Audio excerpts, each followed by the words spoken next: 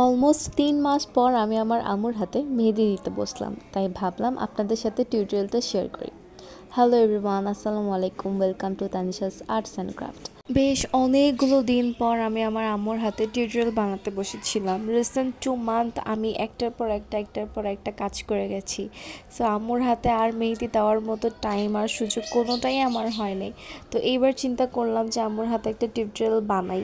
আমি যখন আম্মুর হাতে মেহেদি পরাতে বসি তখন আমি অল টাইম মুঘল থিমের উপরে কাজ করার চেষ্টা করি স্টার্টিং পার্টটা।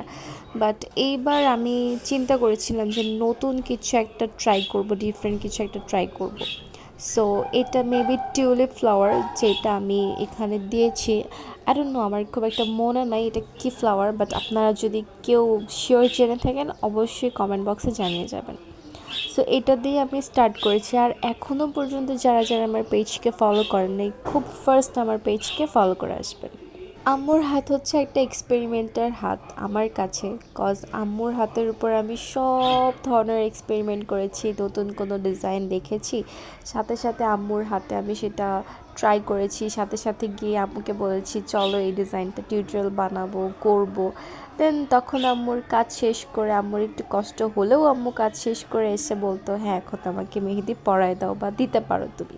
আম্মুর হাতে মেহেদি দেওয়াতে আমার আরও একটা বেনিফিট হইতো, কজ আম্মুর হাতটা বেশ চড়া ছিল, বেশ গোলুমুলু একটা হাত। সো যে ডিজাইনই করি না কেন আমি সেই ডিজাইনটা খুব সুন্দরভাবে করা যায়, প্র্যাকটিস করা যায়, এক্সপেরিমেন্ট করা যায়। এই জন্য আমি আম্মুর হাতে প্রায় সময় টিউটোরিয়াল বানাতাম। যারা আমার ভিডিওগুলা ছবিগুলা অনেক আগে থেকে দেখতেছে তারা জানে যে আমি কী পরিমাণে আম্মুর হাতে ডিজাইন করেছি। এমনও হয়েছে আম্মু কখনো হ্যাঁ মাঝে মধ্যে তো বিরক্ত হয়েই গেছে যে এতবার মানে স্টেন আছে হাতের মধ্যে, তার উপরেও আমি আবার ট্রাই করেছি, আবার দিয়েছি। মানে এই পরিমাণে আমার হাতের উপরে আমি অত্যাচার করছি। তবে এই দিন মেহেদি দেওয়ার সময় দেখলাম আমি অনেকটা স্লো হয়ে গেছি, কজ এক্সামের কারণে আমি 2 উইক মেহেদির কাছেও আসতে পারি নাই, মেহেদির কাজও করতে পারি নাই, পড়াশোনার দিকে ফোকাস করতে হয়েছে আমার। বাট এখন আবার আগের মতো ফার্স্ট হয়ে গেছে, আগের মতো কাজ আবার হয়ে গেছে।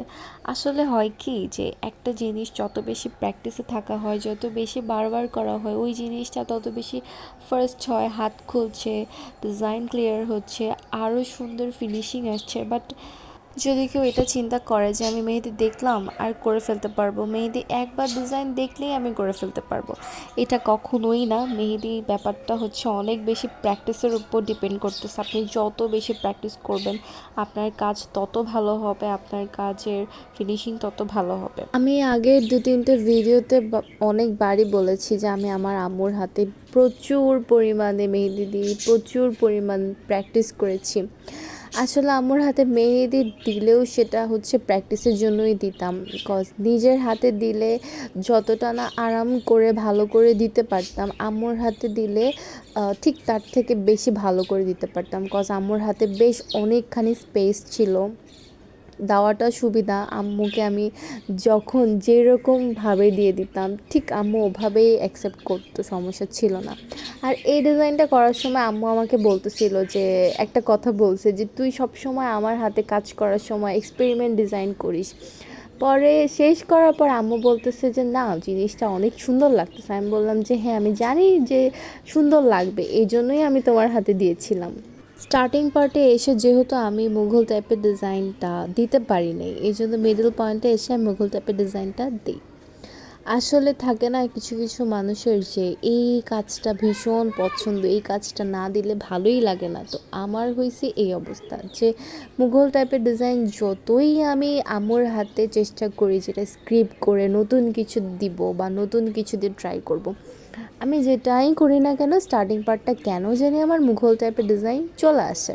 আমি যখন ভয়েস ওভার দিই আমার ছোট্ট ছোট্ট বাচ্চা পাখিগুলো এত পরিমাণে ডাকাডাকি করতে থাকে, যেটা ভয়েসের মধ্যে শোনা যেতে পারে, অনেক পরিমাণে শোনা যেতে পারে যে ওরা ডাকাডাকি করছে, কথা বলছে। ভয়েস ওভার দেওয়ার সময় ওরা মনে করে যে আমি আসলে ওদের সাথে কথা বলছি, এই জন্য ওরা এত পরিমাণে ডাকাডাকি করতে থাকে, অথচ আমি তো ওদের সাথে কথা বলছি না। ওরা সবসময় এরকম থাকে যে ওদের সাথে যতক্ষণ আমি কথা বলবো গল্প করব ততক্ষণ খুব শান্ত হয়ে থাকবে, খুব চুপচাপ থাকবে।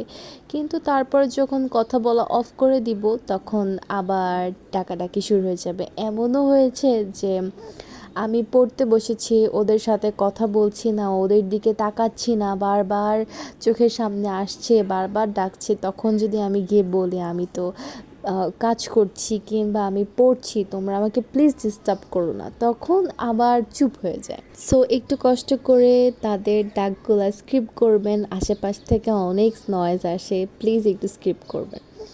এই পর্যায়ে আমি এই যে পার্টটা আমি দিচ্ছি এটা আমার অনেক ভালো লাগে। এটাকে কি বলে আমার আমার খুব একটা জানা নাই, বাট আমার কেন জানি এই জিনিসটা দিতে অনেক ভালো লাগে।